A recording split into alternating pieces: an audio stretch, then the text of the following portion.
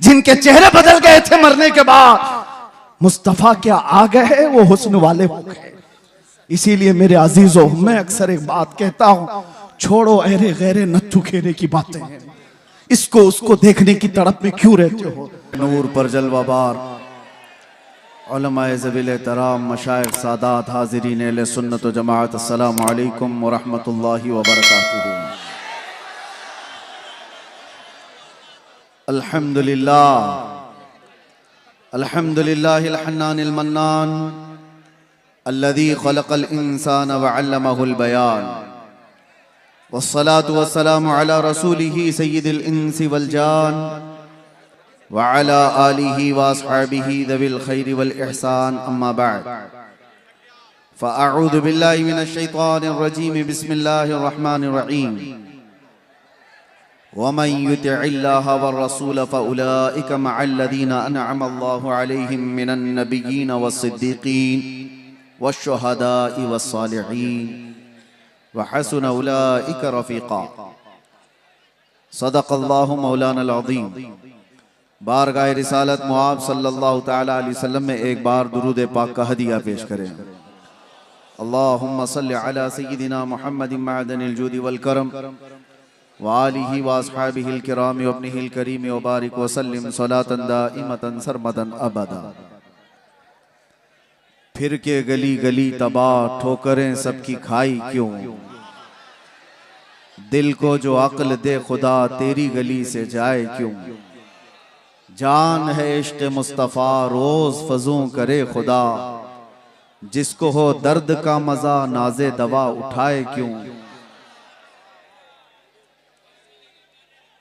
अब तो न रोक ऐ गनी आदतें सग बिगड़ गई, अब तो न रोक ऐ गनी आदतें सग बिगड़ गई, मेरे करीम पहले ही लुक़्मा तर खिलाए क्यों। अज़ीज़ान गिराम वक़ार, जलसे का रंग और इसका जितना गलबा था मुझसे पेशतर आपने सब मुलाहिज़ा कर ही लिया है। कोई कमी बाकी नहीं रह गई। मिंबर के जरिए से आप तक जोश भरने में। कफील अंबर जैसा दुबला पतला जब सुन्नियों में ऐसा है तो फिर हट्टा कट्टा कैसा होगा। ये तो मुझसे भी ज्यादा सख्त बोलते हैं। खैर है कि बंगाल में रहते हैं, कोई बात नहीं। हर इलाका और फिर यहां से हजरत आसिफ रजा सैफी साहब को आपने समाअत किया, मंझी हुई गुफ्तगू। और हैरत मुझे उस वक्त होती है जब दो गले एक सुर में हुजूर की शान में मदह सराई कर रहे होते हैं। शकील साहब और शादाब साहब, अल्लाह इन आवाज़ों को सलामत रखे। वो बड़ी बात है मेरे अजीज़ों, गला है तो आज उसकी कीमत होती है। गाने में बहुत पैसा मिलता भी है। दुनिया आज ऑडिशन में जाती है और अपने अपने नगमे सुनाकर लोगों को मशहूर करती है, लेकिन वो चुनिंदा लोग हैं जिनको आवाज़ अल्लाह ने बख्शी तो सिर्फ अपने नबी के लिए बख्शी है। आखिरी दम तक इनकी आवाज़ें हुजूर की मदह सराई के लिए खुलती रहें। नात भी हो गई, नकाबत भी हो गई, तकरीर भी हो गई। अब जो बचा हुआ है वो मेरे हिस्से में है। अब बचा क्या रहता है, दीवानों को दीवाना समझाने के लिए आता है। वजह यह है कि बहुत देर से स्टेज से बैठो उठो बैठो उठो किया जाता रहता है, ये किसी की नहीं सुनते। इसलिए कि आपको एक जुमला देता हूं, कफील साहब बहुत देर आप बिठा रहे थे। ये वो कौम है कि दुनिया जानती है एक बार ये खड़ी हो गई तो बैठाना मुश्किल होता है। एक बार ये अगर खड़ी हो गई तो इसको बिठाना मुश्किल होता है। और ये तो हमने यहां पर भी देखा है और दुनिया भी अच्छी तरह जानती है। इनको कोई फिर बिठा नहीं सकता। लेकिन मसला यही है, मैंने सुना था स्पेन के एक चर्च के अंदर एक मूर्ति रखी हुई थी और एक यहूदी उसे देखने गया था। एक स्टेचू बनाया हुआ, उसमें मुसलमान सजदा कर रहा हुआ है, ईसाई उसकी पीठ पर चढ़ के खड़ा है और उसके कंधों पर यहूदी बैठा हुआ है। दिखाया इस तरह से जा रहा था, मुसलमान झुका हुआ, उसकी पीठ पर ईसाई खड़ा हुआ और उसके कंधों पर यहूदी बैठा हुआ। लेकिन वो यहूदी देखकर तो मस्त हो जाए, खुश हो जाए, लेकिन उसने चर्च की इंतजामिया से जाकर कहा, ये स्टेचू बदल डालो जल्दी से, ये जो मूर्ति है ये बदल डालो। उसने पूछा, आप कौन सी रिलीजन से ताल्लुक रखते हैं? कहा, मैं यहूदी हूं। कहा, ये तो आप अच्छा देख रहे हो, सबसे ऊंचाई पर आप हो। उस यहूदी ने कहा, तुम देख रहे हो कि हमको कंधों पर दिखाया गया है, लेकिन इसका दूसरा एक मैसेज ये है, ये मुसलमान अगर सजदे से उठ गया, उसकी पीठ पर खड़ा हुआ भी और कंधों पर बैठा हुआ भी जमीन पर आ जाएगा। नारे तकबीर, नारे रिसालत। बात समझ के चलो, ये अगर उठ गया तो कई लोगों की जिंदगी खतरे में आ जाती है। हमारे मोहल्लों में नशा ज्यादा क्यों होता है पता है? सबसे ज्यादा ड्रग्स हमारे मोहल्लों में बिकता है। करने वाले लोग वही हैं, कराने वाले लोग वही हैं। ऐसा नहीं कि सब हमारे बच्चे बिगड़े हुए, इनको बिगाड़ने पर एक पूरी ताकत लगी हुई, पूरी ताकत। हमने 8 महीने बहुत करीब से देखा है, कौन कहां से सप्लाई करता है, किस तरह से मोहल्लों में पहुंचाया जाता है, सब बड़ी ताकतें भी इन्वॉल्व होती। लेकिन इसके पीछे का राज क्या है? इसमें भी दुनिया यही जानती है कि ये मोहम्मद अरबी को, ये शेरों को नशा में रखो, जिस दिन ये होश में आएगा तो कई लोग मदहोश हो जाएंगे। इनको होश में आने ना दो, इनको नशा का एडिक्ट बना करके रखो। ये चरस, गांजा, अफयून, कोकीन के दीवाने बनकर रहे। लेकिन मेरे अजीजों, दुनिया चाहे जितनी भी मेहनत कर ले, जितनी भी ताकत लगा ले, अगर अल्लाह ताला हमें दुनिया के भरोसे छोड़ दिया होता तो ये कौम कब के खत्म हो जाती। हमको मिटाने के लिए बड़ी बड़ी ताकतें हैं। रब्बे जुल जलाल ने उम्मत मोहम्मदिया को लावारिस नहीं छोड़ा, हमेशा रब हमारे साथ है। ये और बात है कि हमारे साथ आजमाइशें होती हैं। अल्लाह इस दीन की हक्कानियत की बुनियाद पर कयामत तक इसकी हिफाजत करता रहे। वरना आपको मैं बताऊं, एक बात मैं आपको बताऊं, 15-20 साल तक नशा दे देकर दुनिया ने इस कौम को सुलाने की कोशिश की। अरबों में भी देखो, उनको भी नशा दिया गया है।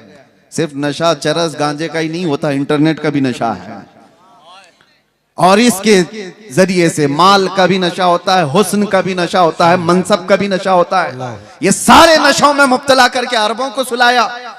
और उसके बाद एक डॉक्टर साहब, बहुत बड़ी बात है, डॉक्टर जो है ना, वो जानते हैं अच्छी तरह से, किसी का ऑपरेशन करना होता है तो पहले उसे सुन किया जाता है। बगैर बेहोशी का इंजेक्शन दिए हुए सर्जरी नहीं करता डॉक्टर। अच्छा, डॉक्टर साहब से हमने पूछा, आपने इंजेक्शन तो दे दिया, बेहोशी का इंजेक्शन दिया है, लेकिन कब पता चलता है कि ये बेहोश हो गया? उसे कैंची मार के देखते हैं या उसको चूंटी काट के देखते हैं, हाथ पैर नहीं हिला रहा है तो समझते हैं कि बेहोश हो गया, अब काट पीट शुरू कर सकते हैं। ये ऑपरेशन थिएटर का उसूल है। इंजेक्शन मारो, फिर थोड़ी देर छोड़ दो और उसको हिला झुला करके देखो कि हरकत कर रहा है कि नहीं कर रहा है, और अगर हरकत कर रहा है तो अभी काट पीट नहीं चालू होगी, ऑपरेशन नहीं किया जाएगा।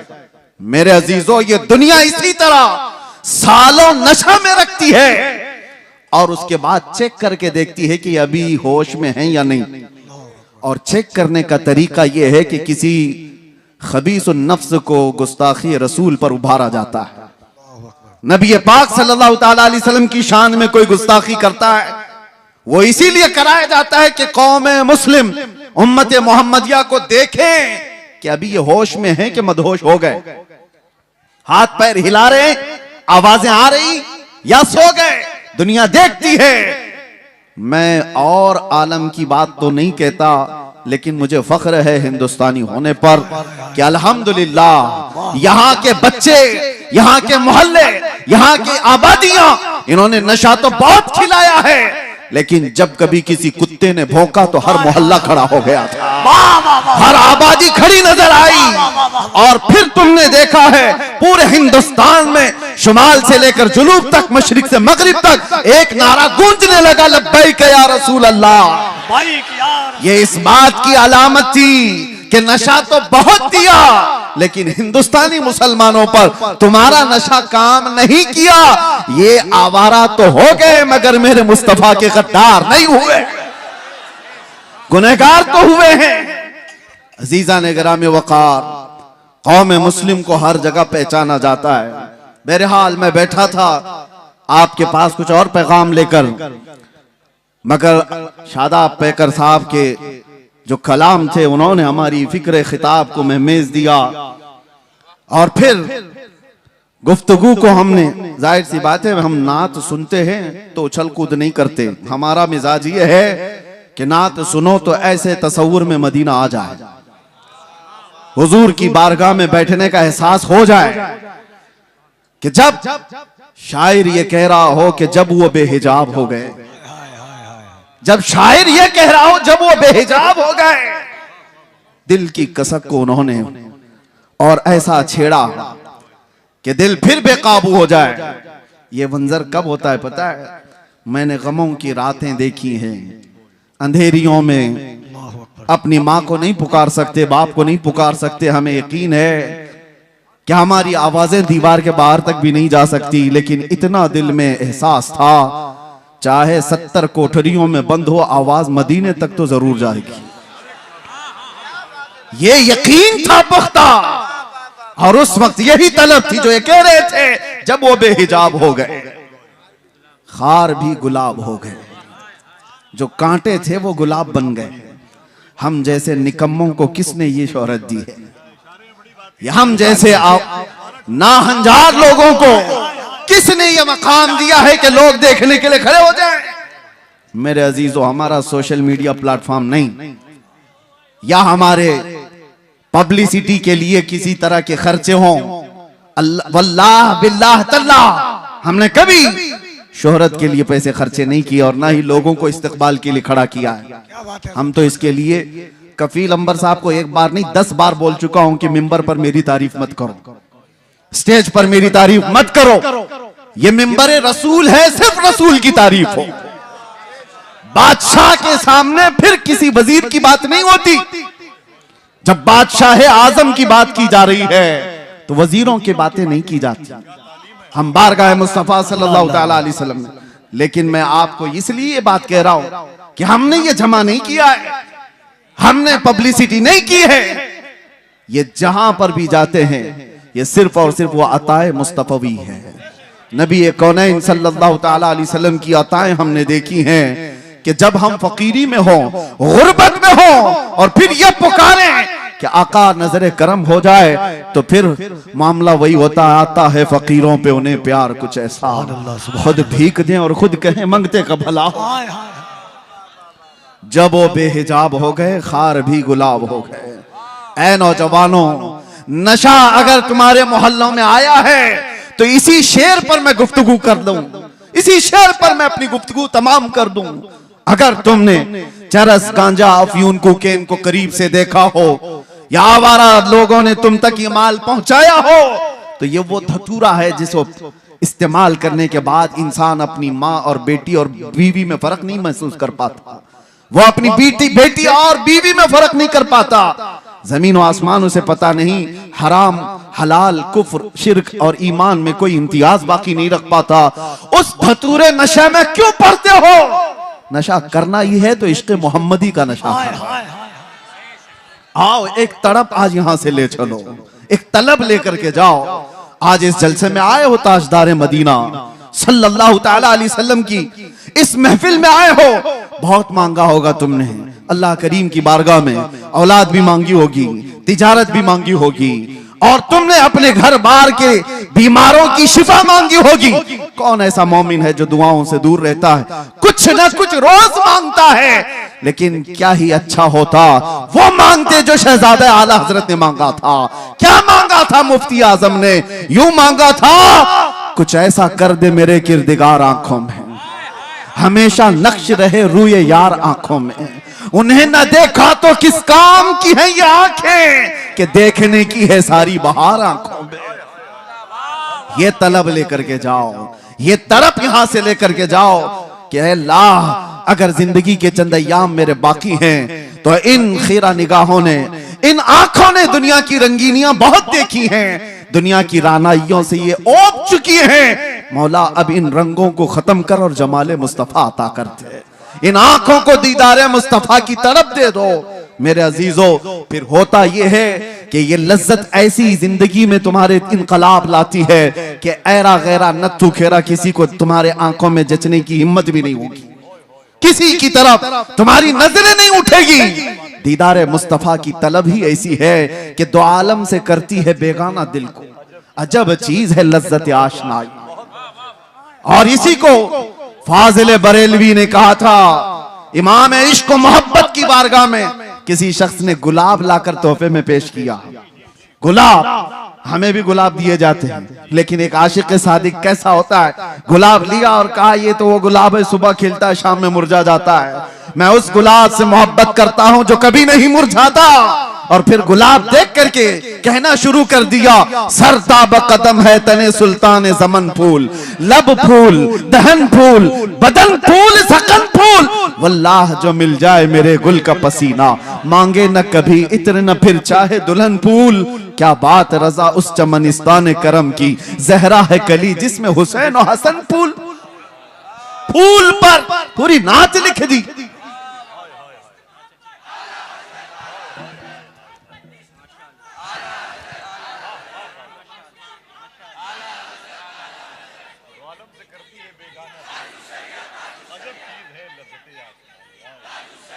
तवज्जो, आज हमारी बेचैनियों का इलाज क्या है? हमारी बेकरारियां कहां से दूर हों? कौन दूर करेगा? यह हमारे इफलास का इलाज क्या हो सकता है? आओ बारगाह सिद्दीक अकबर में। सैयदना अबू बकर सिद्दीक रदियल्लाहु ताला अन्हु गर्मियों के दिन अपने घर से बाहर निकले और रसूल पाक सल्लल्लाहु ताला अलैहि वसल्लम अपने हुजरे से बाहर निकले। ऐन इत्तेफाक उसी वक्त नबी पाक सल्लल्लाहु ताला अलैहि वसल्लम बाहर आए। हजरत अबू बकर से पूछा, माँ भी क्या अबू बकर, अबू बकर क्या हुआ तुम्हें, इस वक्त क्यों आए हो? हजरत अबू बकर ने क्या कहा, भूख की शिद्दत ने मुझे या रसूल अल्लाह बाहर निकाल दिया घर से। तवज्जो चाहता हूं, भूख की शिद्दत ऐसी है या रसूल अल्लाह, बाहर आ गया। थोड़ी देर आगे गुजरे थे, हजरत उमर भी मिल गए। उसी वक्त उनसे भी रसूलुल्लाह ने पूछा, क्या उमर इस वक्त तुम क्यों आए? उन्होंने कहा, शिद्दत भूख की ऐसी है या रसूल अल्लाह, हम बाहर आ गए। ये तो सुनिए आप, ये हदीसें मौजूद है। और फिर मेरे आका उन्हें एक बगीचा ले गए। लेकिन ये दोनों सहाबा, भूख लगी है तो घर से बाहर क्यों निकले? हजरत अबू बकर से पूछो, हजरत उमर से पूछो। वो कहते हैं बात यह है कि जब भूख ज्यादा लगती और घर में कुछ नहीं होता, हम जमाले मुस्तफा देखकर भूख मिटा लेते। हुजूर के चेहरे को देखते सारी भूख खत्म हो जाती। हमारी इफलास, हमारी गुर्बत का इलाज वही तड़प है, कुछ ऐसा कर दे मेरे किरदिगार आंखों में। मेरे अजीजों, जाना तो ये तलब लेकर के जाना कि आका आपका दीदार हो जाए। या रसूल अल्लाह, अभी वो उम्मी फिदाक, आपके दरबार में मेरी हाजिरी हो जाए और आपके चेहरे जमाले जहां आरा की जियारत हो जाए। ये हर मोमिन की तलब और तड़प होनी चाहिए। मैं आपको बताता हूं वो मंजर कैसा था जिसको हदीसों में बयान किया गया है। नबी करम सल्लल्लाहु ताला अलैहि वसल्लम, शेर का मिज़दाक सुनिए, जब वो बेहिजाब हो गए, जब वो बेहिजाब हो गए, आखिरी वक्त था जाहिरी जिंदगी का मेरे मुस्तफा सल्लल्लाहु ताला अलैहि वसल्लम की। रसूल पाक सल्लल्लाहु ताला अलैहि वसल्लम नमाज पढ़ाने के लिए मस्जिद नबवी में उस वक्त नहीं आया करते थे जब अलालत बहुत बढ़ गई, बीमारी बहुत बढ़ गई। नबी अक़दस सल्लल्लाहु ताला अलैहि वसल्लम कई दिन तक मस्जिद नबवी तशरीफ नहीं लाए और उस जमाने में हजरत अबू बकर नमाज पढ़ाया करते थे। बुखारी शरीफ की हदीस है, हजरत अबू बकर सिद्दीक एक वक्त नमाज पढ़ा रहे थे, मगरिब की अजान हो चुकी है, सारे सहाबा सफें बांध चुके हैं, 3 दिन से ज्यादा हो चुका था, सहाबा ने हुजूर को देखा नहीं था और उन सहाबा का हाल यह था, बेकरारी बेचैनी इतनी कि जब तक हुजूर को देखते नहीं थे वो घर जाते नहीं थे। उनके हाल तो ऐसे थे, हजरत आयशा सिद्दीका फरमाती है कई सहाबा ऐसे थे कि वो पलक भी नहीं झपकते थे, जब हुजूर को देखते रहते। और हुजूर ने एक सहाबी से पूछा भी, क्यों इतना गौर से देखते हो? वो सहाबी कहते हैं, या रसूल अल्लाह, इसके अलावा दुनिया में देखने की है ही क्या? एक सहाबी है, ये भी बुखारी शरीफ में, हुजूर पाक सल्लल्लाहु ताला अलैहि वसल्लम के विसाल के बाद जानते हो सहाबी ने क्या दुआ की? ऐ अल्लाह मेरी आंखों को नाबीना कर दे। कोई दुआ ऐसे मांगता है, कोई दुआ ऐसे मांगता है। उन्होंने दुआ की और दुआ कबूल भी हो गई, वो नाबीना हो गए, अंधे हो गए। सहाबा ने आकर के उनसे पूछा ऐसा क्यों किया? वो सहाबी कहते हैं हुजूर के बाद फिर ये आंखें किस चीज को देखेंगी? कोई दुनिया में ऐसी चीज है जो देखने के काबिल हो? वो अहसनु मिनका लम तरा कत्तु आइन व अजमलु मिनका लम तलिद निसा। सहाबा ने जब देखा था मेरे आका को तो यही पुकार कर कहा था। हस्सान बिन साबित मशहूर शायर रसूल हैं, कहते हैं आपसे ज्यादा हुस्न वाला मेरी आंखों ने देखा नहीं। अगर हस्सान बिन साबित को कोई ये कहता, हो सकता है आपने नहीं देखा, आप तो मक्का में रहते हैं, कहीं और होंगे, आपकी आंखों ने नहीं देखा। पहले मिसरे में उन्होंने इतना ही कहा है, वो अहसनु मिनका लम तरा कत्तु आइनी, आपसे ज्यादा हुस्न वाला मेरी आंखों ने देखा ही नहीं। सवाल कोई ये कर सकता कि तुम्हारी आंख ने नहीं देखा तो क्या हुआ, कहीं और होगा। दूसरे मिसरे में जवाब दे दिया, वाजमलु मिनका लम तलिदिन निसा, हकीकत तो ये है आपसे ज्यादा हुस्न वाला किसी मां ने जना ही नहीं। सहाबा का अकीदा था। वो हुस्न जब वो बेहिजाब हो गए, इसी पर तो सहाबा की जिंदगी थी, सहाबा की जिंदगी थी। आपको मैं बताऊं, हम कोई तैयारियां करके तकरीर करने आते नहीं है, वक्त ही नहीं रह गया है, वक्त ही नहीं रह गया। बस बारगाह मुस्तफा से जो बुलवा लिया जाए वही उसूल है हमारे लिए। बात तवज्जो, हुजूर अकरम सल्लल्लाहु ताला अलैहि वसल्लम की बारगाह में चल रहे हैं, सहाबा सफे लगाए खड़े हैं, मगरिब की अजान हो चुकी है, सिद्दीक अकबर नमाज के लिए। हर नमाज के वक्त सहाबा हुजूर के हुजरे की तरफ देखते थे, अब खुलेगा तब खुलेगा। 3 दिन हो गए, हुजूर का हुजरा खुलता नहीं था। यह आखिरी अय्याम है मेरे आका की जिंदगी के, जाहिरी जिंदगी की। और वो मगरिब की नमाज ऐसी कि सहाबा सफे बांध कर नमाज के लिए रकत बांध रहे थे। इसी असना में हुजूर का हुजरा खुल गया, नबी करम सल्लल्लाहु ताला अलैहि वसल्लम का हुजरा खुला, पर्दा हटा, हुजूर अपना चेहरा मुबारक बाहर निकालकर सहाबा की सफ़ें देखने लगे। अल्लाहु अकबर। सहाबा कहते हैं कि अन्ना वजहहु वरक़तु मुसहफ़। सब सहाबा किबले की तरफ, आज भी जाएं आप मस्जिद नबवी, हुजूर का मेहराब इस तरफ है तो हुजूर की जालियां, जो हुजूर का हुजरा था आपके बाएं नजर आएगा। किबला सामने है, हुजरा बाएं है। बुखारी की हदीस है, सारे सहाबा हुजूर के हुजरे की तरफ देख रहे थे हालत नमाज में। और फिर सहाबा ये कहते हैं फहममना अन नफ्ततिन, हमें ये गुमान हो गया कि हम सब जो है उछल कूद करने वाले, रक्स करने वाले, वज्द में आने वाले हैं। और उसके बाद वो सहाबा कहते हुजूर को हम देख रहे थे कि अन्ना वजहहु वरक़तु मुसहफ़िन, ऐसा लग रहा था मेरे आका का चेहरा जैसे कुरान का सफा हो, कुरान का सफा हो। और सहाबा देखते रह गए। आज तक किसी मुल्ला ने ये नहीं कहा कि वह सहाबा का किबला बदल गया था तो नमाज टूट गई। चेहरा पूरा का पूरा बदला था, किबले से बदल करके मेरे आका के हुजरे की तरफ देख रहे थे सहाबा। किसी ने नहीं कहा, बुखारी को नहीं कहा, मुस्लिम को नहीं कहा क्या ऐसी हदीस लाए हो कि सहाबा पूरे के पूरे बदल गए थे। हाँ, बरेली वाले ने इसका जवाब दिया है, बरेली वाले ने जवाब दिया है वो जवाब इतना शानदार दिया है, वो अकीदा बन गया। और इसीलिए मैं कहता हूं बरेली वाले का अकीदा खुद का नहीं है, वो सहाबा का अकीदा, वो सहाबा से लिया हुआ है। बरेली वाला क्या कहता है, हाजियो आओ शहंशाह का रोजा देखो। काबा तो देख चुके, अरे काबे का काबा देखो।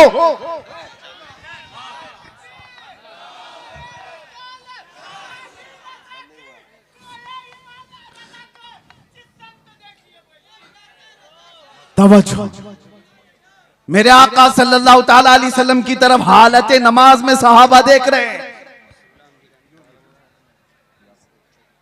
नारे तकबीर, नारे रिसालत, उलमाए अहले सुन्नत, मसलके आला हजरत पीरे तरीकत हजरत अल्लामा गुलाम रहमानी साहब किबला।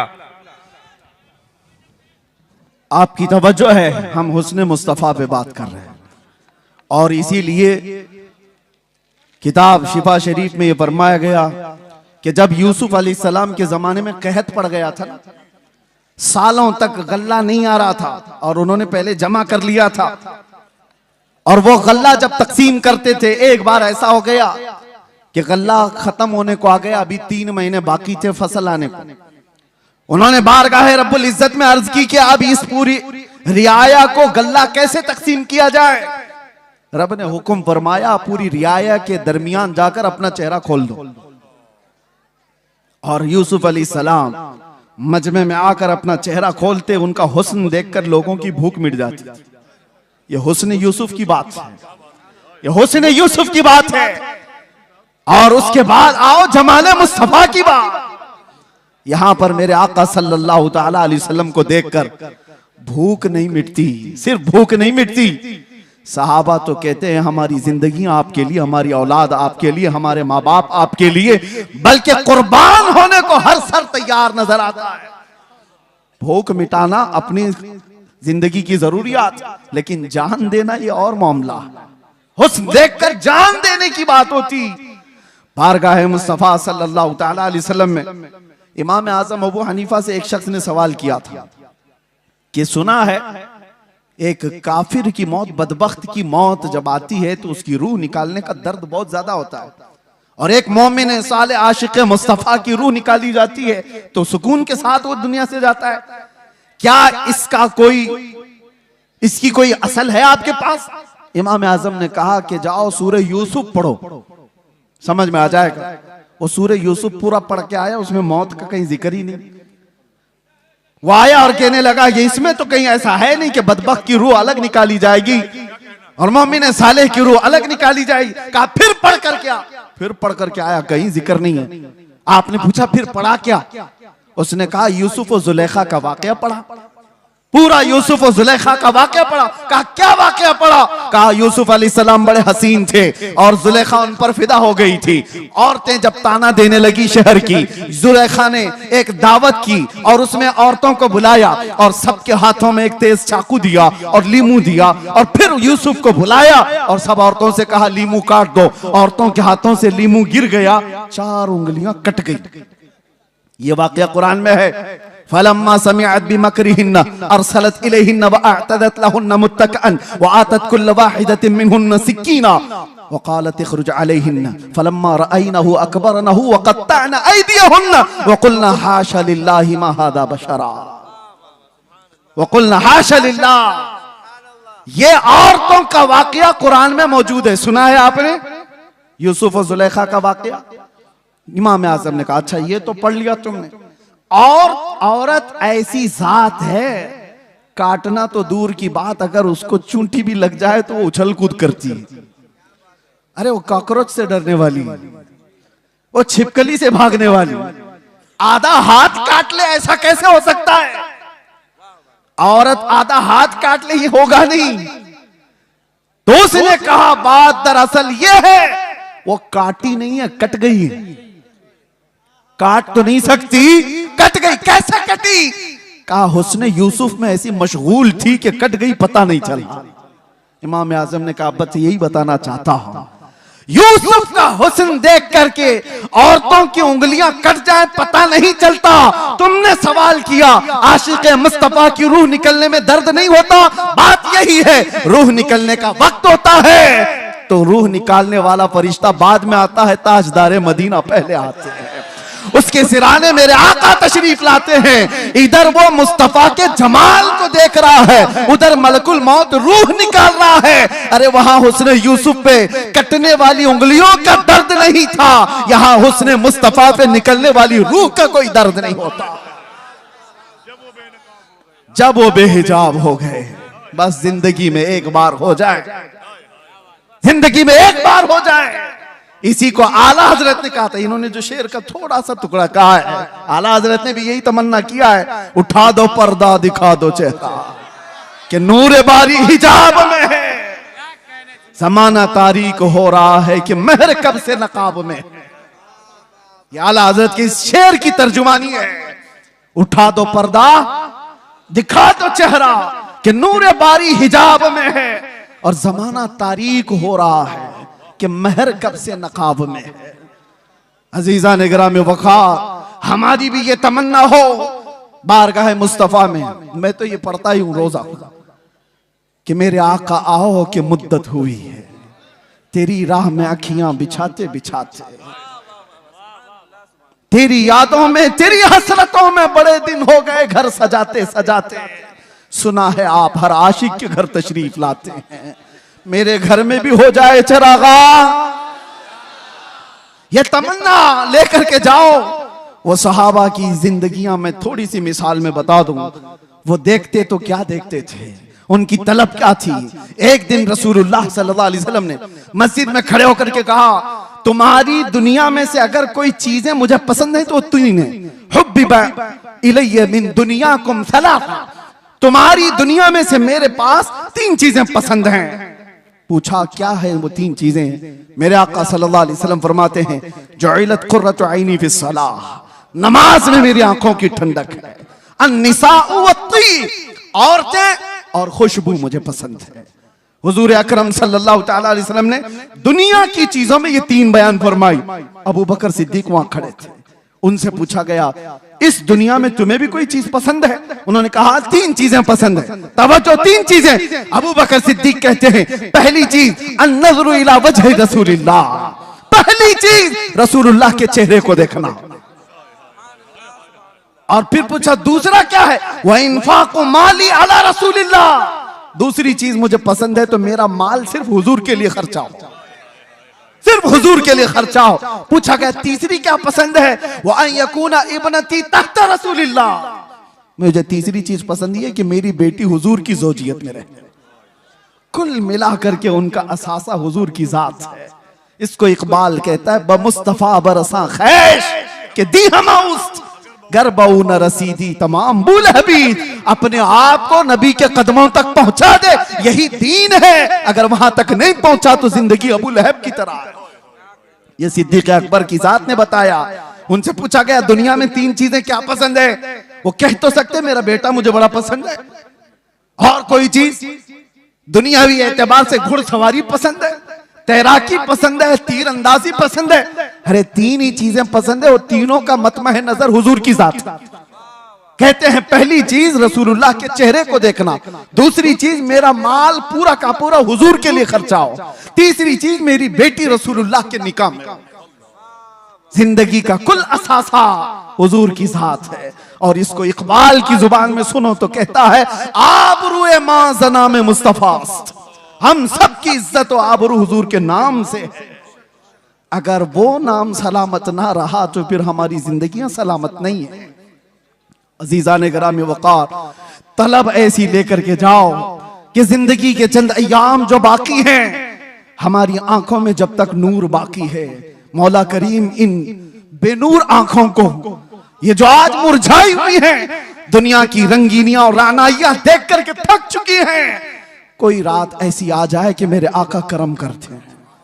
जब वो बेहिजाब हो गए, खार भी गुलाब हो गए, वो जिंदगी आएगी कि देखना कांटे होंगे तो गुलाब बन जाओगे, घर महकने लग जाएगा। और उसके लिए कुछ कोशिशें हैं। क्या कोशिशें? तवज्जो, बहुत वजीफे करने वाला हुजूर के दीदार करता है, ऐसा है कहीं लिखा हुआ? बहुत ज्यादा नारे लगाने वाला हुजूर की दीदार कर लेता है, ऐसा है कहीं पर? ऐसा नहीं है। बहुत नमाजें पढ़ने वाला, बहुत रोजे रखने वाला, बहुत ज़कात देने वाला, हज करने वाला, ये ऐसा कहीं सिस्टम नहीं है।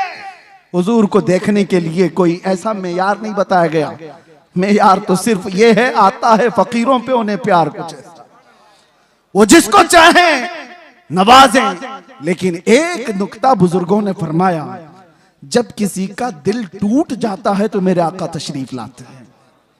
जब कोई गमों से दो चार हो जाता है, परेशान हो जाता है, मेरे आका आ जाते हैं। एक अबू हफ्स समरकंदी की बात मैं कहता हूं, दिल थाम करके सुनो। मक्का मुकर्रमा में एक शख्स का इंतकाल हुआ और उसका अकलौता बेटा था। बाप का इंतकाल हुआ, बेटा मौजूद है। हैरत की बात यह है कि जिस बाप का इंतकाल हुआ है, मरने के फौरन बाद उसका चेहरा गधे की शक्ल का था, जानवर की शक्ल का दिख रहा था। तो उसने जल्दी से चादर ढांक दी, चादर ढांक दी और छुपा दिया। घर वालों से भी कहा किसी को बोलो मत। किसी के बाप की शक्ल बिगड़ गई हो मौत के बाद तो कैसे दिखाए लोगों को। दरवाजे बंद कर दिया, रोने लगा। बाद में चल करके उसने ये सोचा कि घर के अंदर ही गड्ढा खोद करके बाप को दफन कर दूं। क्या कर सकता हूं, लोगों को कैसे बुलाऊं, जनाजा उठाने के लिए लोग आएंगे, चेहरा देख कर क्या करेंगे। दरवाजे के कवाड़ सब बंद थे, रोता गमगीन बैठा था।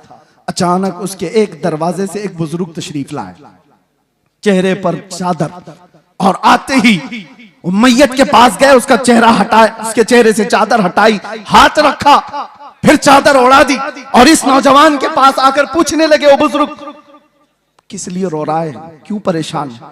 वो खड़ा हुआ और कहा, आप कैसे आ गए मेरे घर में? मैंने सारे दरवाजे बंद किए थे और अगर आप आ ही गए हैं, देख ही लिए हैं, तो पूछ क्या रहे हो? मेरे बाप का चेहरा बिगड़ा हुआ है, मौत के बाद जानवर की शक्ल बन गई है, दिखाऊं तो लोगों को कैसे चेहरा दिखाऊं? आने वाले शख्स बुजुर्ग ने कहा, कुछ भी तो नहीं हुआ, तेरे बाप के चेहरे को जा देख तो सही। वो गया, जाकर के देखता है, अपने बाप के चेहरे से चादर हटाया तो चांद की तरह चमक रहा था, हुस्न जमाल के साथ चमक रहा था। उसने खुशी के मारे झूमते हुए उस बुजुर्ग के पीछे लपक गया जो दरवाजे तक पहुंच चुके थे, दामन पकड़ लिया और कहा, आने वाले मोहसिन बता तो सही, तो अल्लाह का फरिश्ता है, मक्का का रहने वाला कौन है? ये हुजूर के इंतकाल के 400 साल बाद की बात कर रहा हूं, 400 साल बाद की बात कर रहा हूं। आने वाले शख्स ने पलट करके कहा, अना मुहम्मदुर रसूलुल्लाह, मैं मोहम्मद अल्लाह का रसूल हूं। हाथ पैर कांपने लग गए। कहा, आका आप कैसे मेरे घर? हुजूर फरमाने लगे, बात दर हकीकत यह है कि तेरा बाप कुछ ऐसे गुनाह में मुब्तला हो गया था जो अल्लाह के गजब को उठा दिया। अल्लाह का गजब जोश में, और रब तबारक व तआला का गजब इस पर हुआ, इसका चेहरा बदल दिया गया। लेकिन एक बात है, तेरे बाप का ऐब मैं तुझे नहीं बताऊंगा वो कौन सा गुनाह करता था। हुजूर से उसने पूछा, बेटे ने। हुजूर फरमाते हैं, बाप के ऐब हम बेटों को नहीं बताते। हाय, या दुनिया एक का ऐब पकड़ ले तो पूरे मोहल्ले में चर्चा कर। मेरे आका की जात है, बेटे से कहते बाप का ऐब मालूम है मुझे, लेकिन हम तुझे नहीं बताएंगे। लेकिन मैं क्यों आया ये बताता हूं, मैं क्यों आया ये तो बताता हूं। तेरे बाप की बुराई तो थी जिससे रब नाराज था, लेकिन एक अच्छा काम था तेरे बाप का, ये बिस्तर पर रात को उस वक्त तक नहीं सोता था जब तक 100 बार मुझ पर दुरूद नहीं पड़ता था। इसका दुरूद जो फरिश्ता मुझ तक पहुंचाता था वो आज आया मेरे पास, कहने लगा गजब हो गया आका, जिसका दुरूद रोजाना आपके दरबार में लाया करता था वो मर गया, मगर रब नाराज है और उसके चेहरे को बदल दिया गया है। आका आप पर दुरूद पढ़ने वाले का चेहरा सलामत नहीं रहा तो दुनिया क्या ताना देगी। हुजूर कहते हैं, मैं आया और हकीकत में तेरे बाप का चेहरा बदला हुआ था। मैंने तेरे बाप के चेहरे पर हाथ रखकर अल्लाह से इतनी अर्ज की कि मौला इस चेहरे को तो ना बदल, इस चेहरे को तो ना बदल। रब ताला ने फरमाया, महबूब हाथ उठाओ, इस वक्त मौजूद लोगों में सबसे ज्यादा हुस्न उसको दिया जाएगा। हाथ जो लगा जब वो बेहिजाब हो गए, खार भी गुलाब हो गए जब वो बेहिजाब हो गए। इसी को कहते हैं, इसी को कहते हैं जब वो बेहिजाब हो गए खार भी गुलाब हो गए। जिनके चेहरे बदल गए थे, जिनके चेहरे बदल गए थे मरने के बाद, मुस्तफा क्या आ गए वो हुस्न वाले हो गए। इसीलिए मेरे अजीजों, मैं अक्सर एक बात कहता हूं, छोड़ो अरे गैरे नत्थु खेरे की बातें, इसको उसको देखने की तड़प में क्यों रहते हो। और उलमा के लिए भी ये मिंबर थोड़ी देर के लिए मिला होता है, इसकी बजाया उसकी बजाया तुम कब तक ये करते रहोगे। बात करो उस मुस्तफा की जिसकी बात करके 100 साल हो जाने के बाद भी बरेली का आशिक अभी मुर्दा नहीं कहलाता। जिस मजमे में जाओ आला हजरत जिंदा नजर आता है। वजह क्या है? वजह क्या है? वो आला हजरत ने अपने बाप दादों के कसीदे नहीं पढ़े थे। आला हजरत पठान कबीले की तारीफ में नहीं गुनगुनाए। जब बात आई तो यूं कहते, मैं गधा हूं अपने करीम का, मेरा दीन पारे ना नहीं। किसी ने अगर तारीफ के लिए कहा तो वो आला हजरत ने किसी सेठ की, किसी बड़े पीर की या किसी लोगों की तारीफ में जुबान नहीं खोला। दुनियादारों की बात कर रहा हूं, दुनियादारों की बात नहीं। आला हजरत कहते थे वो कमाल हुस्न हुजूर है कि गुमान नक्श जहां नहीं। उसी हुस्न की बात कर रहा हूं मैं। आला हजरत क्या कहते हैं? वो कमाल हुस्न हुजूर है कि गुमान नक्श जहां नहीं। यानी एक हल्का नक्श लगाने का गुमान भी नहीं कर सकते। वो कमाल का हुस्न है। और यही फूल खार से दूर है। दुनिया के सारे फूलों में कांटे होते हैं, एक मदीने का फूल है जिसमें कोई कांटा ही नहीं। जहां भी शमा रोशन होगी धुआं तो आएगा ही। जहां चिराग रोशन होगा आसपास धुआं होगा। मगर बरेली वाला इमाम कहता है यही वो शम्मा है कि धुआं नहीं। धुआं तकलीफ देता है और शमा रोशनी देती है, लेकिन हर शमा के साथ धुआं होता है। सिर्फ मदीने की शमा है जिसमें धुआं नहीं, रोशनी ही रोशनी है। तेरे आगे यूं है दबे लच्छे फुसहा अरब के बड़े बड़े, कोई जाने मुंह में जुबान नहीं, नहीं बल्कि जिस्म में जाने। अल्लाह अल्लाह अल्लाह अल्लाह।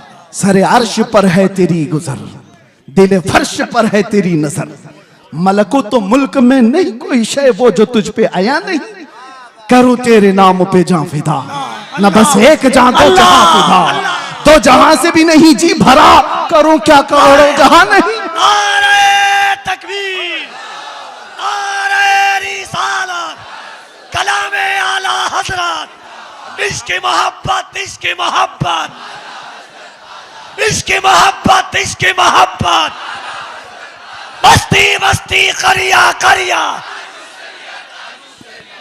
और एक बात, आज यहां पर खड़े होकर के आप कफील साहब से सुन रहे थे, किसी का नाम मत लो, किसी कुत्ते का नाम हमारे मिंबर से नहीं लिया जाता।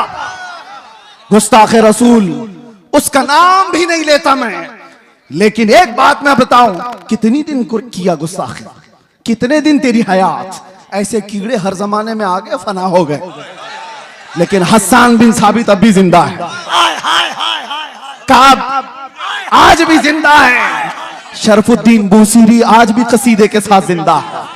हाँ, उन कुत्तों के नगमे सुनाओ जरा जो हुजूर पे भौंकते थे। अबू लहब के कलमे क्या थे, अबू जहल के जुमले क्या थे, उतबा शैबा के जुमले क्या थे। इन गुस्ताखों का जमाने में थोड़ा बहुत चर्चा हुआ होगा, लेकिन कलमे किसी को याद नहीं। क्या गालियां देते थे किसी ने महफूज नहीं किया। आज भी जो बोला गया वो महफूज नहीं रहेगा। कल की हमारी नस्ल को पूछो, क्या कोई दिल्ली से कुत्ता भौंकता था? वो कहेंगे होगा कोई, हमारे जमाने में तो नहीं। क्या कलमे थे वो भी नहीं मालूम। बच्चे भी ये कहेंगे फना हो जाएंगे, लेकिन रहेगा यूं ही उनका चर्चा रहेगा। और कौन जिंदा रहता है? कौन जिंदा रहता है? जो जमाले मुस्तफा का जिक्र करता रहता है। जो डूब गया वो जिंदा है।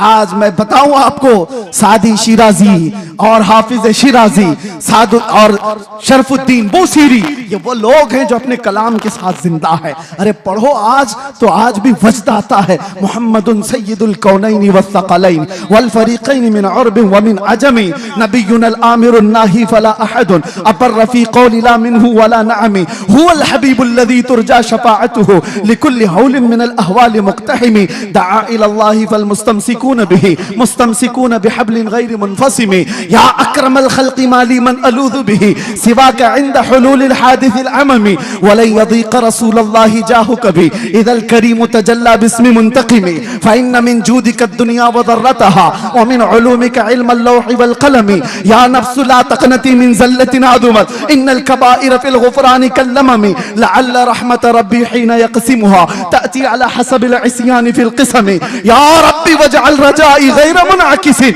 लदैक वजअल हिसाबी गैर मुनख़रिमी वल्तुफ़ बिअब्दिक फ़िद दारैन इन्न लहू वल्तुफ़ बिअब्दिक फ़िद दारैन इन्न लहू औ थुम्मा रिज़ा अन अबी बकर व अन उमर व अन अली व अन उस्मान ज़िल करम सादिन सईद ज़ुबैर तलहता व अबी उबैदा व इब्न औफ आशिरिल करमी वल आहली वस्सहबी थुम्मा ताबिईन लहुम अहले तुक़ा वन नुक़ा वल हिल्मी वल करमी या रब्बी बिल मुस्तफ़ा बल्लिग़ मक़ासिदना वग़फ़िर लना मा मज़ा या वासिअल करमी। ये किसने कहा था पता है? शरफुद्दीन बूसीरी। लकवा मार चुका था, फालिज हो चुका था, जिस्म हिलता नहीं था और डॉक्टर लाइलाज करार चुके थे और बिस्तर पर सोते तो चमड़ी लग जाती थी। बरसों हो गए, कोई इलाज नहीं था। 170 अशार, उसमें तो मैंने थोड़े से पढ़े। अल्हम्दुलिल्लाह इस फकीर का वजीफा है और इसीलिए भी कि मेरे मुर्शिद हुजूर ताज शरिया ने फरमाया था, इसकी इजाजत देते हुए मुझे कहा था हज के सफर में, इसको बाबू पढ़ा करो, इसके रसूल पढ़ा करेगा। वजीफा है और बल्कि कितने औलिया को इससे विलायत मिली। सुनिए, ये तो मैंने चंद अशार पढ़े, लेकिन शरफुद्दीन बूसीरी 170 अशार लिखे थे। और हुआ क्या था? दर्द का मारा, दुनिया का बेसहारा, और जब बीमारी का मारा पुकारता है तो वो आ ही जाता है। आए ख्वाब में, कहा बूसीरी वो सुनाओ जो तुमने लिखा था। कौन आए? जाने जाना आ गए, मुस्तफा करीम आ गए। अरे देख करके ही बीमारियां खत्म हो जाए, फिर हाथ रख दे दो क्या हो जाए? देख करके ही बीमारियां खत्म हो जाएं, हाथ रख दे तो फिर क्या हो जाए? शरफुद्दीन बूसीरी ने कहा, आका सारे तबीबों ने ला इलाज कह दिया, क्या करूं? हुजूर ने हाथ फेरा और कहा कुछ नहीं हुआ, आता है फकीरों पे उन्हें प्यार कुछ। चादर भी दे दी, बुर्दा इसीलिए कहा जाता है उसको, अरबी में बुर्दा चादर को कहते। अरे ख्वाब की बात ख्वाब की होती है, लेकिन मेरे मुस्तफा जब ख्वाब में आते हैं ना तो वो ख्वाब नहीं हकीकत होती।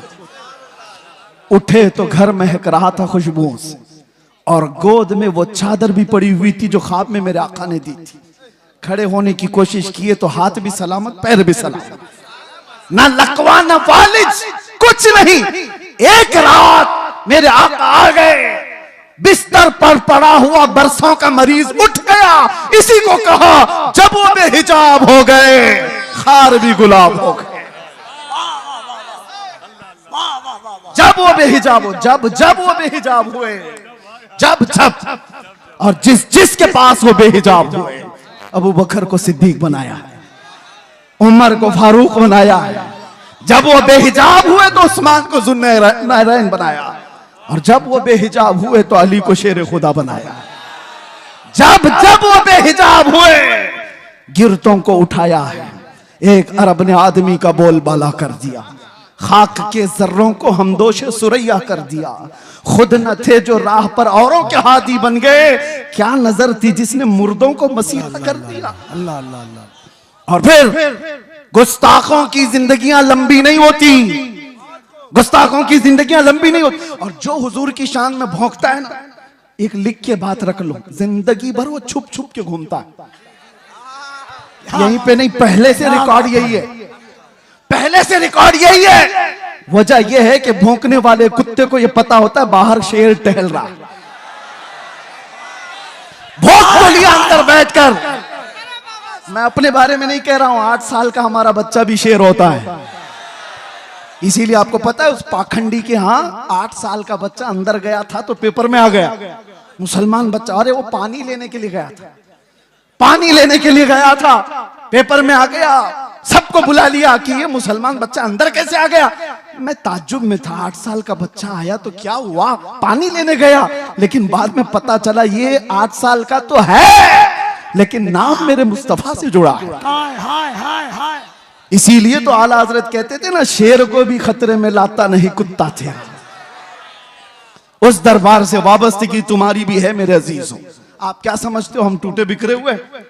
आप क्या समझते हो मीडिया भौंक भौंक करके तुम्हें बताता है ये बिल्कुल बिछड़ी हुई कौम है, रिपोर्टें बताती हैं आवारा कौम है। देखने में भी यही लगता है, देखने में भी यही लगता है टूटी बिखरी हुई कौम है।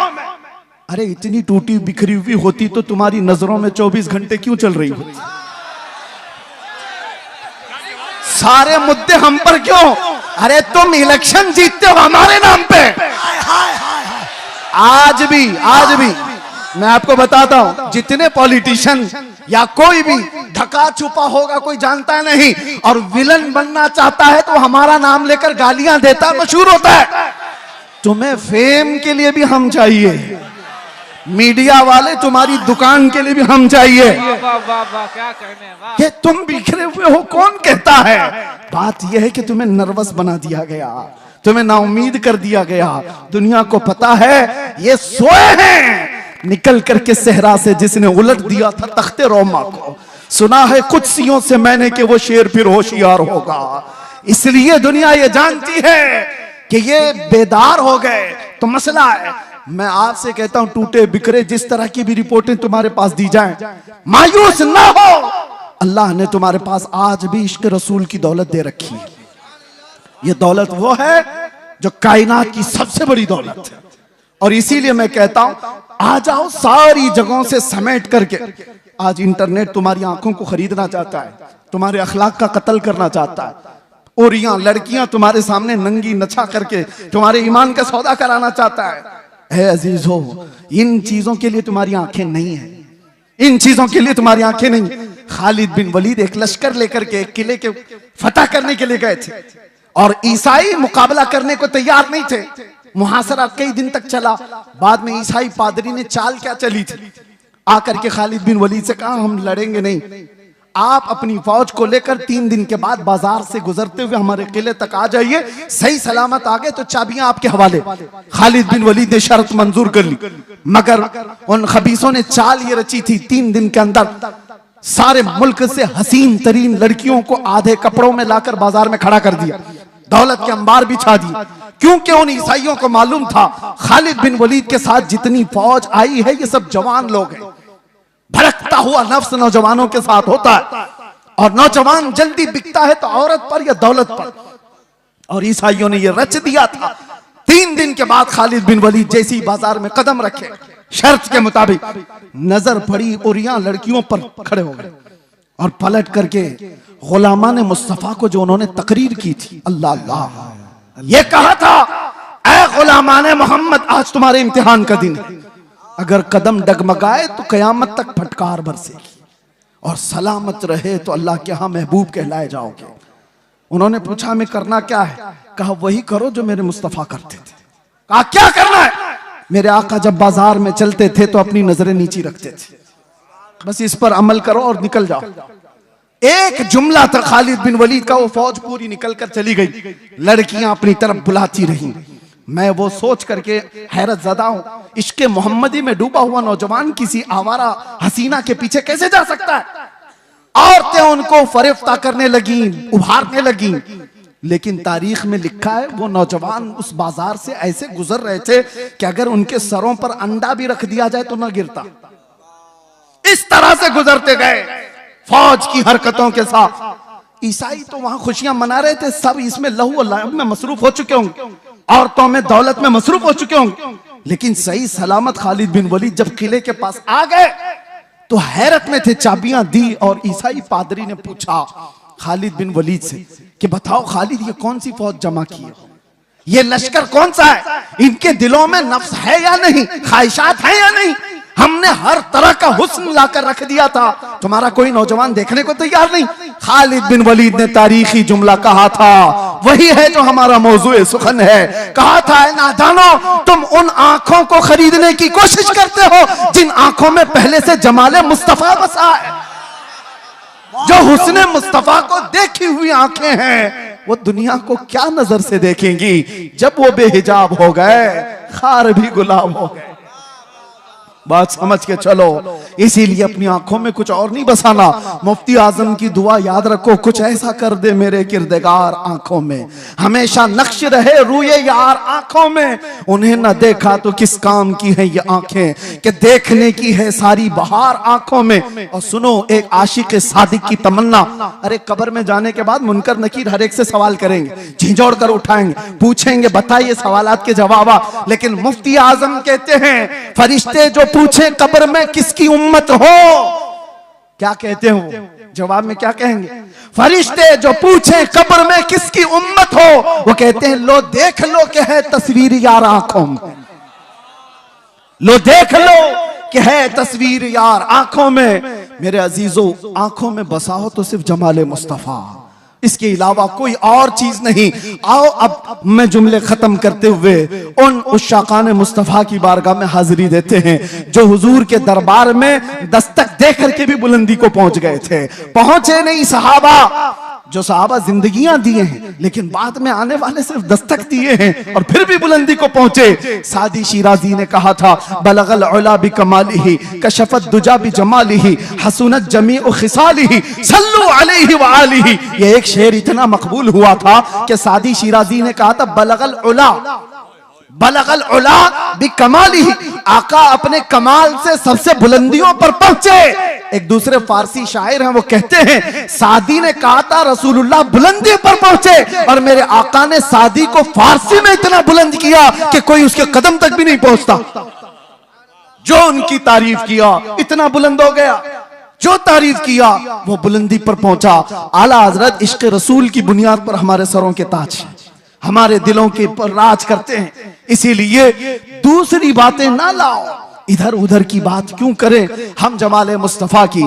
हजरत जाबिर बिन समुरा कहते हैं, एक दिन 14वीं की रात थी, मैं घर से निकला, मस्जिद नबवी के पास आया, अचानक देखा मेरे आका हुजरे से बाहर निकल रहे हैं। सुर्ख धारीदार जुब्बा था और उस पर चमकता हुआ गुलाब जैसा चेहरा था।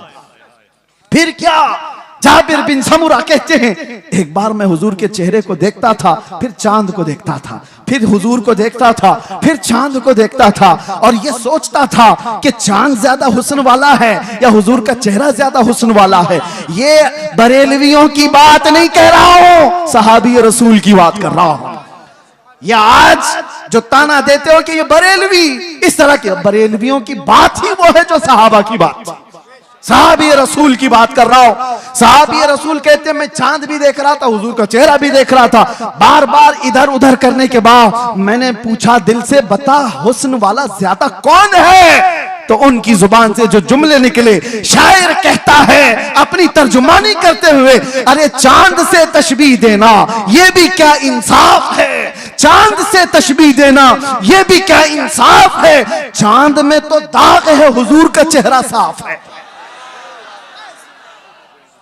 चांद में तो दाग है, हुजूर का चेहरा साफ है। ये सहाबा का अकीदा था, ये सहाबा का मामूल था।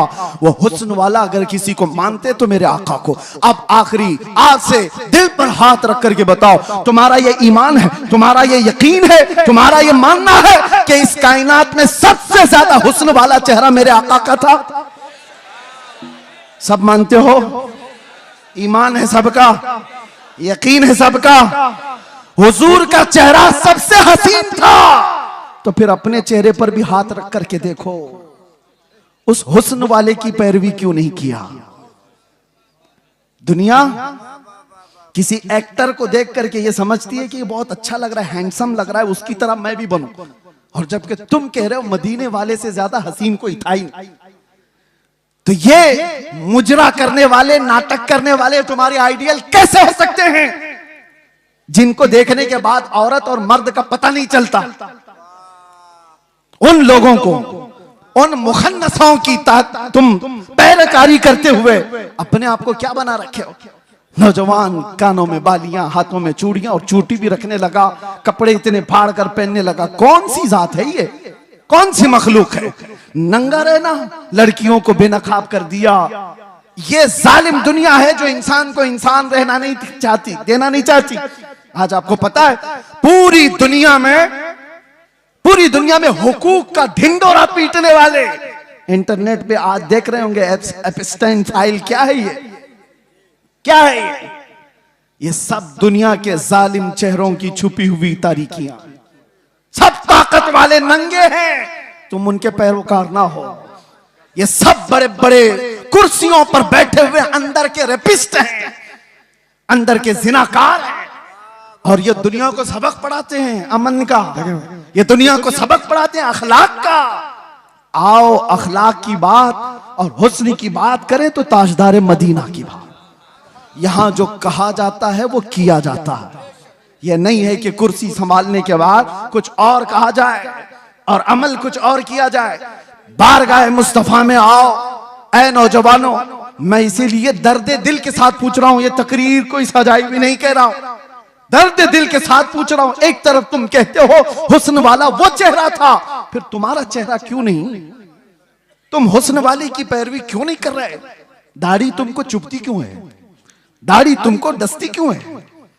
तुमको बुरी क्यों लगती है? इसलिए ना कि दुनिया वालों ने ताना देना चाहा कि मुल्ला बन गया, मौलवी बन गया, उनसे डर करके तुमने अपने आप को औरत बनाने के चक्कर में फंस गए।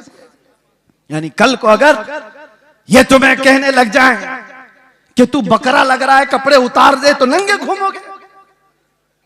दुनिया जो कहेगी उस पर अगर अमल करते चले जाओ तो एक दिन ये नंगा बना कर रखेगी, कुत्ता बना कर रखेगी।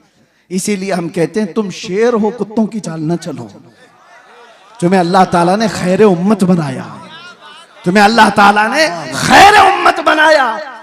देखना है तुम मुजरा करने वाले, नाटक करने वालों को ना देखो। हमारे नौजवान का कोई आइडियल हो सकता है तो खालिद बिन वलीद है, हमारे नौजवानों का आइडियल हो सकता है तो सलाहुद्दीन अय्यूबी।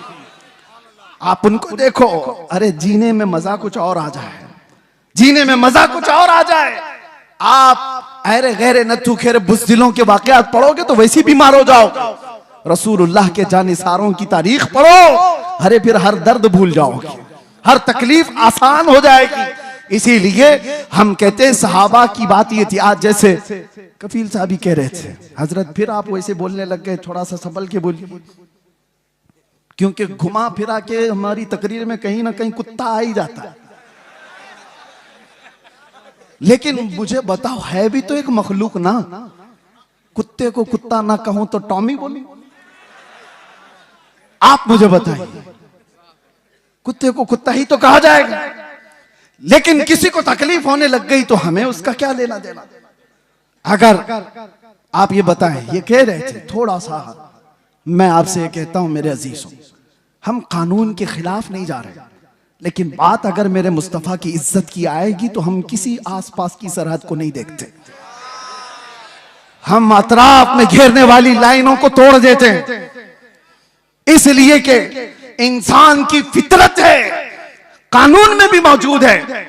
किसी की मां को गाली देकर किसी ने उसकी गैरत जगाई, या उसकी बीवी को पकड़कर उसकी गैरत जगाई, बदले में उसने मार दिया है, तो कानून भी ये कहता है इंसानी फितरत है, ये गैरत में बेकरार होकर मारा है, इंसानी गैरत होती है। मैंने ये पढ़ा है बहुत सारे कानूनों में, फिर पता चला अरे इंसान को मां की गैरत हो सकती है, बीवी की गैरत हो सकती है, हजार माओं से ज्यादा मोहब्बत करने वाले रसूल के लिए क्यों नहीं हो सकती? हमारी गैरत रसूलुल्लाह के लिए क्यों नहीं हो सकती? और इसीलिए कहा है हमारे सहाबा ने जो हमें मसलक दिया था वो यही था, वो सारी गैरत रसूलुल्लाह के लिए रखते थे, मेरे आका के लिए। एक साहबी है जिनका बाप मुनाफिक था, अब्दुल्ला बिन उबई, उसने हुजूर को सिर्फ इतना, हुजूर के सहाबा को इतना कहा था, ये जिल्लत वाले लोग हैं जो मदीने में आ गए, हम इज्जत वाले लोग हैं और हम इन जलीलों को निकालेंगे मदीने से। उसने झगड़े में ये बात कही थी, मुनाफिक था। गज़वा बनु मुस्तलक से लौटने के बाद बेटे ने सुन ली, बेटे को पता चला कि बाप ने ऐसी बातें की, तो बेटा आया और उसके बाद मदीना एंटर होने से पहले बाप का रास्ता रोककर खड़ा हो गया। कहा तुमने ये कहा रसूलुल्लाह के सहाबा को कि ये हिजरत करके आए हुए मक्का वाले जलील लोग हैं, हम मदीने वाले इज्जत वाले लोग हैं, हम इनको जलीलों को निकालेंगे। बाप ने कहा अरे तू मेरा बेटा है, तू पूछ रहा है? हाँ पूछूंगा, इसलिए कि अब तू मेरे बाप की मंजिल पर नहीं, गुस्ताख सहाबा की मंजिल पे, रसूलुल्लाह के जानिसारों की गुस्ताखी। कहा रास्ता छोड़ दे। बेटे ने कहा कसम रब्बे जुल जलाल की, उस वक्त तक तुझे मैं मदीने में दाखिल होने नहीं दूंगा जब तक तू अलल ऐलान ये नहीं कहेगा कि मैं जलील हूं, रसूलुल्लाह के सहाबा इज्जत वाले। उस सहाबी ने जब तक उसे बाप को मदीने आने नहीं दिया, जब तक उसने ये नहीं कहा चलो रास्ता छोड़ दो, मैं जलील हूं, रसूलुल्लाह के सहाबा इज्जत वाले। हाँ ये सारे पिलपिले एक दिन बोलेंगे, सारे बुज़दिल एक दिन बोलेंगे कि हम झूठे थे और रसूलुल्लाह के दीवाने सच्चे थे। बस मेरे अजीजों, यहां पर इतनी खामोशी है, फिर आप कह रहे हो कुछ देर की खामोशी। मेरे अजीजों, ये खामोश मजमा है, लेकिन जिस वक्त शोर करना है वो करता है, और अल्लाह ताला ने इतना सेंस दिया है। और फिर आपसे मैं यही कहूंगा, होश के साथ जोश इस्तेमाल करो, ऐसा नहीं कि बेगैरत हो जाओ। बस मैं अपने मौजू पर ही बात को खत्म कर दूं।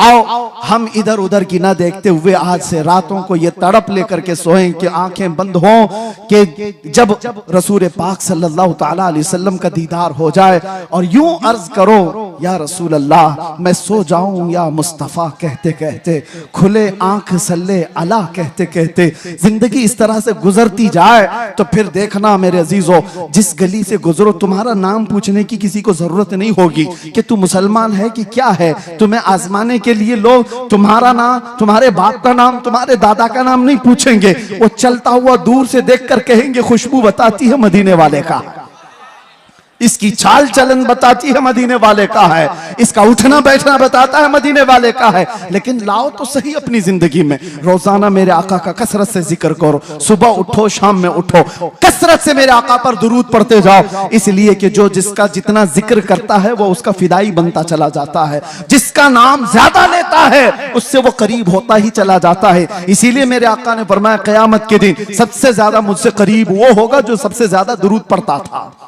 इकबाल से किसी ने पूछा था तुम्हारा एक शेर इतना बुलंद है कि मोहम्मद से वफा तूने, तो हम तेरे हैं, ये जहां चीज है क्या लौह कलम तेरे हैं, हर एक की जुबान जद आम और खास है, इतनी तासीर है। इकबाल के मुतालिक मैंने सुना, बताया उसके अशार में लज्जत और तासीर इसलिए आई कि जिंदगी में उसने 1.25 करोड़ मर्तबा हुजूर पर दुरूद भेजा था।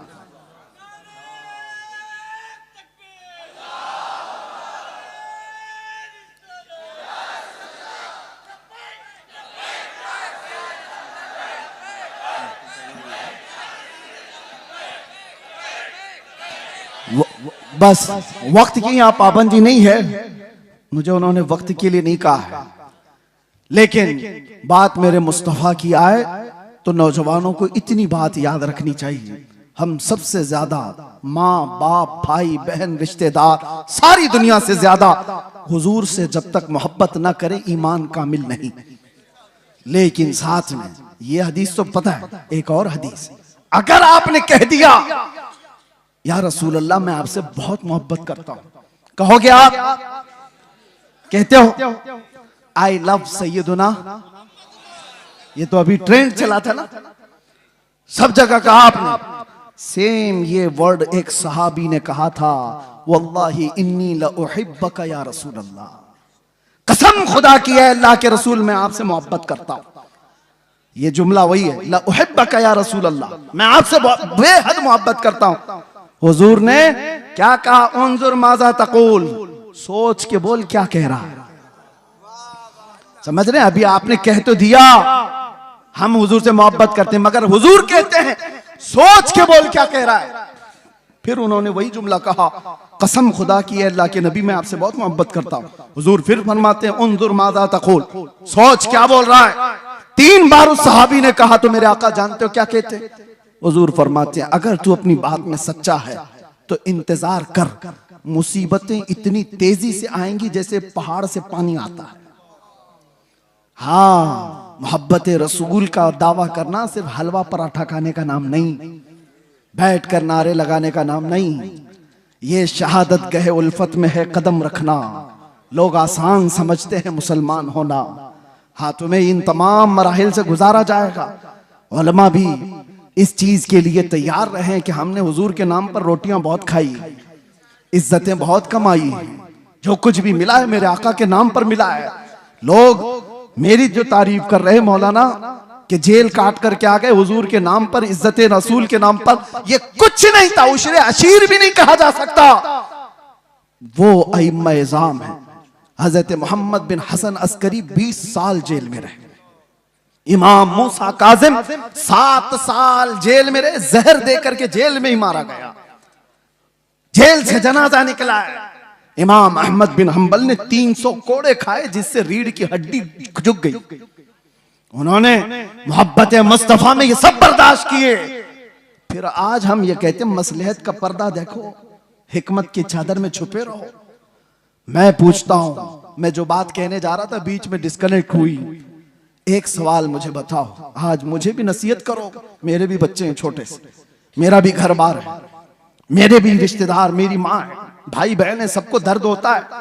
लेकिन जो लोग नसीहत करते हैं कि बच्चों का ख्याल करो, घर का ख्याल रखो, बीवी बच्चों का, माँ बहनों का ख्याल रखो, उनके आंसू से देखो, मैं पूछता हूं वो बद्र में जाने वाले सहाबा के क्या बच्चे नहीं थे? उहद में मेरे आका के साथ जाने वालों की बहनें नहीं थी? उनका खानदान नहीं था?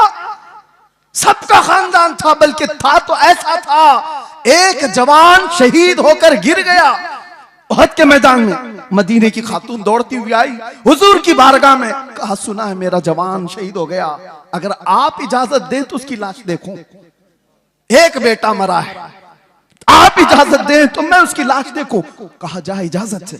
वो आती है तो जानते हो उस नौजवान का जुब्बा उठाकर के पीठ पे हाथ फेरती है और उसके बाद फिर पलटाती है लाश और सजदे में गिर जाती।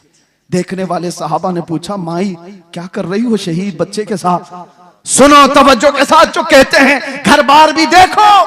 वो खातून कहती है जब मेरा लाल निकल रहा था मैंने इसे नसीहत की थी कि बेटा अगर हुजूर पर कोई सख्ती आ जाए, जंग भारी पड़ जाए तो पीठ फेर कर भागना मत, अगर भागते हुए मारा गया तो मैं अपना दूध भी माफ नहीं करूंगी। मां ने कहा था हुजूर को छोड़ करके जाते हुए मारा गया तो मैं दूध नहीं माफ करूंगी। और फिर मुझे पता चला उहद के मैदान में जंग सख्त हो गई थी, लोगों के पांव उखड़ गए थे, कुफार गालिब आ गए थे। मेरा दिल डोलने लगा, कहीं मेरा बच्चा भागा हुआ तो नहीं हुजूर को छोड़कर। मैं दौड़ती हुई आई, रास्ते में किसी ने कहा नहीं शहीद हो गया है। फिर बेचैनी बढ़ी, भागते हुए तो नहीं मरा, भागते हुए तो नहीं मरा। मैदान में सिर्फ मुझे यही देखना था कि हुजूर को छोड़कर भागते हुए तो नहीं मरा था। आकर के मैंने लाश को पलटकर पहले उसकी पीठ पर हाथ फेरकर इसीलिए देखा कि पीछे से तीर तो नहीं लगे। अल्लाह का शुक्र बजा लाते मैं सजदा कर गई, इसलिए कि मेरा बेटा मरा है, सारे जख्म सीने पर लेकर मरा है। ये दो आलम से करती है बेगाना दिल को, अजब चीज है लज्जत आशनाई। लोग ये कहते हैं हम मसलहतें और हिकमतें क्यों नहीं देखें? जरूर अल्लाह ने फरमाया तदबीर करो, लेकिन जब मेरे मुस्तफा की बात आए तो सहाबा भी तो आइडियल है। बताओ मुझे कहने वालों मेरी जिंदगी की क्या वकात? मैं कौन सा अहम आदमी हूं जो बच जाऊं तो लोगों का भला हो? मैं ये कहता हूं 1000 दर्जे बेहतर थे रसूलुल्लाह के नवासे इमाम हुसैन। उनका जीना पूरी उम्मत के लिए कितनी बड़ी नेमत, कितना बड़ा कमाल था, मगर उन्होंने जिंदगी बचाने की कोशिश नहीं की, मेरे मुस्तफा के दीन बचाने की कोशिश। जब वक्त पड़े नौजवानों समझौते में ना जाओ, कल क़यामत के दिन तुमसे भी पूछा जाएगा। तुम जिसके हुस्न के दिलदादा थे, मोहल्लों में बैठ करके नारे लगाते थे, आका की बारगाह में जब भी मदीने जाता हूं तो रोना आता है इस बात को लेकर के कि कहीं मैं सलाम करूं और ये ना पूछा जाए उस जगह से आ रहा है तू जहां से रोज मुझे गालियां दी जाती। डर लगता है आज भी, इसीलिए हमारे जज्बात बेकाबू होते हैं, इसलिए हम ज्यादा बोलते हैं, तल्ख लहजे में इसीलिए बोलते हैं, सख्त लहजे में इसीलिए बोलते हैं। बारगाह मुस्तफा में जाने के बाद शर्म से पानी पानी होते हैं, क्या कहें। हकीकत बात है मेरे अजीजों, हमने कोई दिफा नहीं किया, कोई मुसीबतें नहीं उठाई, बहुत मिठाइयां खाई, बहुत अच्छे खाने खाए हैं, अच्छी जगहों पर रहे हैं। उनके बाद पर जिन्होंने तकालीफ उठाई वो सहाबा का मामला था, वो सहाबा का मामला था। उनको कुरान ने यूं ही नहीं कहा रज़ियल्लाहु अन्हुम व रज़ू अन्हु।